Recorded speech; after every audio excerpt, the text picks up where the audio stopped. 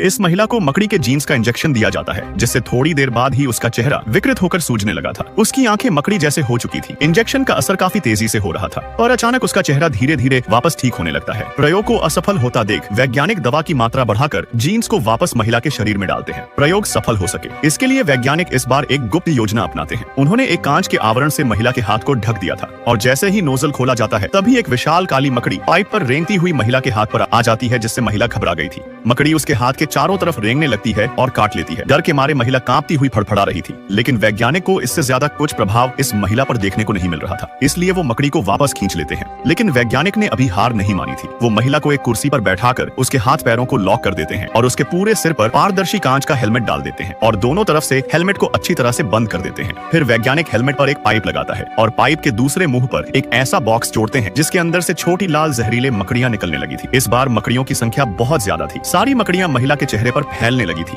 ये वैज्ञानिक महिला के जीन्स को बदलकर एक नई तरह की कोशिकाओं का निर्माण करना चाहते थे। जब सारी मकड़ियां हेलमेट के अंदर आ जाती है तो वैज्ञानिक ने हेलमेट पर ढक्कन लगा दिया था और बदलाव होने का इंतजार कर रहे थे। तभी डर के मारे महिला जोर से चिल्ला उठी थी। फिर थोड़े समय बाद कर्मचारियों ने उसके हाथ पैर खोल दिए थे। महिला तुरंत कुर्सी पर से उठती है और अपने सिर से हेलमेट को खोलने की कोशिश कर रही थी, लेकिन हेलमेट खुल नहीं पाता, जिससे डर कर वो चिल्लाने लगती है। मकड़ियां उसके चेहरे पर काट रही थी, जिसके दर्द से महिला पागलों की तरह कांच की विंडो पर अपना सर पटक पटक कर मारने लगती है। लेकिन जब इसका कोई फायदा नहीं हो रहा था तो महिला दौड़कर बगल में रखे नुकीले लोहे के उपकरणों के पास जाती है और पूरी ताकत लगाकर उनमें अपना सिर मारने लगती है ताकि हेलमेट टूट सके।